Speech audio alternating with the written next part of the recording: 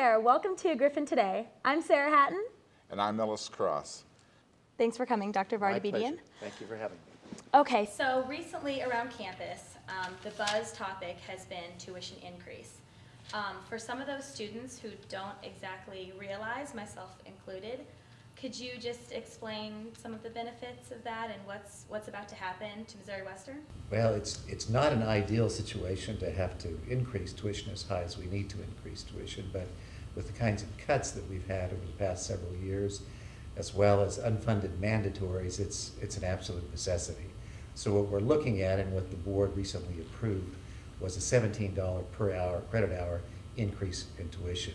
That translates to going from about $5,500 a year if you're carrying a 15 credit hour load per semester.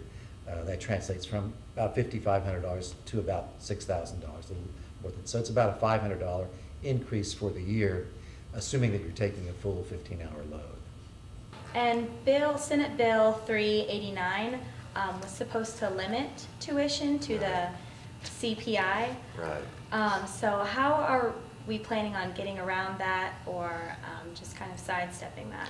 It's a step-by-step process. The first thing that we try to do is to have lots of public forums. In fact, we had 5 of them open to everyone, students, faculty, and staff. And then the next step was coming up with an amount, taking it to the board for their approval. Now that they've approved the amount, we're going before the Commissioner for Higher Education, David Russell, and asking for a waiver of the possible penalty that we could get from going above the CPI. Now, you mentioned that the board did pass a 9.5%. You originally asked for 12. What does that mean? If you ask for 12 and get 9.5, that 2.5% difference, what does that mean to employees of the campus and students? Well, we were looking at the possibility of 12%. We were looking anywhere between the 9 and 12 point range, or 10 and 12 point range. But in consultation with the board, we decided to go single digit, and that's kind of how we came up with that. So we really didn't make any formal request for 12% or anything else. After consulting with the board and a few others, we decided on 9.5%. Yeah, the difference between 9.5% and 12% is basically $500,000. Each percent represents $200,000. Okay. So going down from say a 12 to a 9.5 would be a year $500,000 less revenue for the university. But all things considered, we just thought it would be in everyone's best interest to keep it at single digits and just to see what happens. Of course, there's no guarantee that the Commissioner for Higher Education will necessarily support what we're pursuing. Mm-hmm. I mean, he has the option of penalizing us up to 5% of our appropriation, which would be $1 million, or he could come back and say, I don't think 9.5% is reasonable. I'd like you to try again at a lesser amount. And that's another possible scenario. Yet another scenario would be if he says he's going to penalize us, we have the option of going to the Coordinating Board of Higher Education, appealing that decision. So we have at least 3, actually 4. There's yet another option, is going ahead and taking the penalty and just moving forward and just saying, we'll take the penalty, we think it's worth it, and we'll pay the extra money so that we can have this money in our base budget in terms of the raised tuition. So there may be 4 different options as a result of his decision. Right. So if they do approve the 9.5, then do you believe that's going to be enough to maintain the quality of education at Western, or is that actually going to give us some money to improve some things? Or The way our budget is right now, I think it's more of a maintenance than a lot of extra money. You just have to look at the cuts that we've survived over the years and the fact that we're already the lowest per student appropriation. We have the lowest per student appropriation of any state university right now by, I think, $1,000 per student of the average. We're below the average by $1,000. You take that along with the fact that our tuition already is one of the 3rd lowest, then you look at the kinds of cuts that we've sustained. 5.2% last year, likely 7% this year, pretty much 5% a year in unfunded mandatories. A 9.5 increase will probably allow us not to make additional severe cuts, but probably not a lot more than that, to be quite honest. Right. So you were saying the statistics of our university compared to others. Every year we've hit record-breaking enrollment for the past 7 years. Do you think that this tuition increase is going to affect that in the future? You know, that's the irony of it, is that right now we're the fastest growing state university in Missouri, and yet as we grow, because our appropriation is a fixed amount not tied to enrollment, we are in some ways even punished for growing. That appropriation becomes less and less as we grow, whereas a university that's not growing or actually losing students, their per student appropriation actually grows the way the appropriation method is right now. As far as us losing students as a result of it, the increase, I don't think that that's likely, although you never know. You really never know. We're still a bargain. We'll still be, regardless of what the other universities do, we'll still be the third least expensive university. We still have lots of things going on at this university that seem to excite students.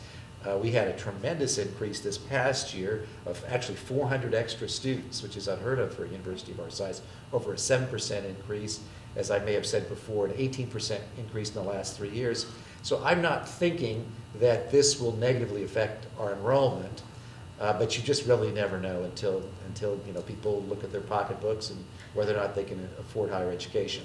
I guess if we were going to a very high amount, then I could understand it, but we'll still be significantly lower than, say, the University of Missouri system. Will go to, I guess, a little over $9,000. I think about $9,000 on the average, compared to what ours will be, $6,000. Northwest Missouri, very much like our institution in many ways, a sister institution, they'll go from about $7,000 probably to the $7,500 range. So we're still going to be a lot less expensive than our competitors, and I hope people keep that in mind. So all universities are not created equal here. So if you hear a higher percentage at Missouri Western versus the University of Missouri system, which I think averaged 5.5, it still translates to a lesser amount of money when you go off of a smaller base. But one other thing that I might mention that might lead to some confusion, we put on the books last year a 3% increase, although we didn't charge our students. The governor allowed us to put on the books whatever the CPI was last year's Consumer Price Index. So on the books, we had a 3% increase. So technically, when the Commissioner of Higher Education considers our increase, he will be considering basically a lesser increase, a little over 6% increase, because we already had, I think, a 6.3 increase, because we already had about 3% on the books. But we wanted to be completely honest with what the students actually be paying this year versus next year, and so we've been talking in terms of $17 per credit hour. With the amount that's already on the book, that kind of translates to about $12.50 a credit hour, but that's kind of a technicality. But I didn't want people to be confused by that. If the commissioner announces that he's approved a 6.3% increase, it doesn't mean that we lowered what we asked for. It was he was taking that 3% and adding it to the 6.3%. Okay. That takes care of the discussion maybe of the increases, but then we've got to talk about the state cuts. We're, I guess, anticipating about a 7% cut. What if they cut more? Is there a plan to make up the deficit? You know, we're reasonably confident that that's where it's going to come in at. We made the rounds in Jeff City, talked to a lot of different legislators, and from both sides of the aisle, and it just sounded a pretty good bet that it would likely be in the 7% range. If it's a little bit more, you know, who knows, it could be a little bit less. That's probably less likely that it'll be less. I don't think it's going to be more. If it's more, we're just going to have to look at where we've been cutting in the past and you know, continue to do what we can. Mm-hmm. Because our budget is 70% personnel. You know, 70% of our budget, the money that we spend, is on personnel and their benefits. You know, you get to the point where you've cut operating budgets by 20%, you've cut summer salaries, you've increased the size of classes, you've done all kinds of other things. About all you can do is look at personnel. Mm-hmm. And we've even done some things with personnel in terms of retirements or people who take other jobs. But if we're cut more than 7%, I guess we just have to continue to look at the personnel issue, since it's such a huge part of our budget. And we've tried to argue, and I think we've argued convincingly with the commissioner and with our board, that we're operating with basically the same amount of full-time personnel as we had in 1999, a dozen years ago, when we had 7 fewer buildings and much more than 1,000 fewer students. And we still have a similar amount of personnel. So that becomes an unattractive option. What we should be doing at this point, as we've grown and as we have all these additional buildings to maintain, we should be increasing the level of personnel. But when that becomes a large percentage of your budget, that's something that you have to look at. And what we've looked at it as much as we can, and I certainly wouldn't want to have any layoffs. I think we have to look at case-by-case basis when people leave and when they retire, whether or not we can fill those positions. Another question that comes up too, I know you and I have talked before about this whenever I was writing the story for the Griffon News. There is a possibility, I still believe, and I'm going to champion this if I can just a minute. I really believe that if the students understood what was at stake, we might be able to ask the students to voluntarily pay a percentage or two. And I know you and I have discussed this, and you were going to take it to the SGA. I talked to Dr. Perales last week. She said they've put it on hold.